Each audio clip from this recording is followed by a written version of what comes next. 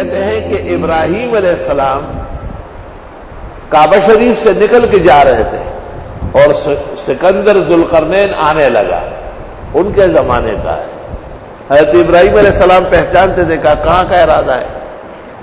کہا یار اب حیات نکل رہا ہے، کام بہت زیادہ ہے، دنیا بہت ہے، عمر کم ہے، اور عین الحیات میں سے جو پانی پیے گا وہ مرے گا نہیں، آب حیات کا چشمہ، بخاری میں اس کا ذکر ہے باقاعدہ، عین الحیات۔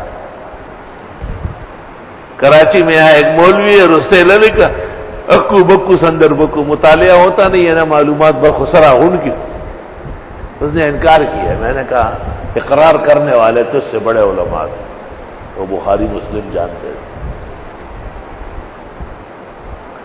یہ عین الحیات، آب حیات کا چشمہ، یہ 1000 سال میں ایک دفعہ چمکتا ہے۔ اگر کسی نے وہ پانی پیا تو اس کی عمر بڑھ جائے گی قیامت تک۔ ابراہیم علیہ السلام نے جب ذوالقرنین سے یہ سنا کہ یہ ایک سفر شاقہ پر روانہ ہو رہا ہے، اور تاریخی معلومات سے اور ارضی کیفیات سے، جغرافیائی شزروں سے اندازہ ہو گیا تھا کہ اس سمت پر اتنے 1000 میل چل کر آب حیات کھلنے والا ہے، ایسا علم تھا۔ تو حضرت ابراہیم نے ان کو کہا یہ میرا بانجا ہے بلیہ بن ملکہ، ما خورے اور کمالات انہیں ڈکتے، اس کو ساتھ کر لو، انشاءاللہ کام آئے گا۔ ذوالقرنین نے کہا سر آنکھوں پر۔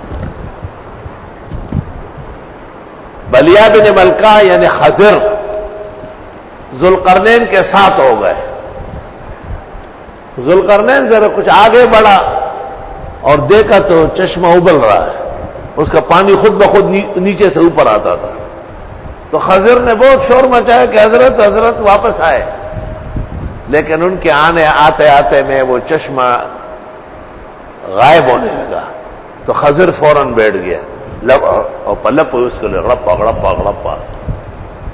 تو نظامی صاحب کہتے ہیں تہی دستان قسمت راج سود از رہبر کامل، تہی دستان قسمت راج سود از رہبر کامل، کہ خضر از آب حیوان تشنمی آرد سے کندر را، جن کی قسمت میں نہ ہو بڑوں بڑوں سے فیض نہیں اٹھاتا۔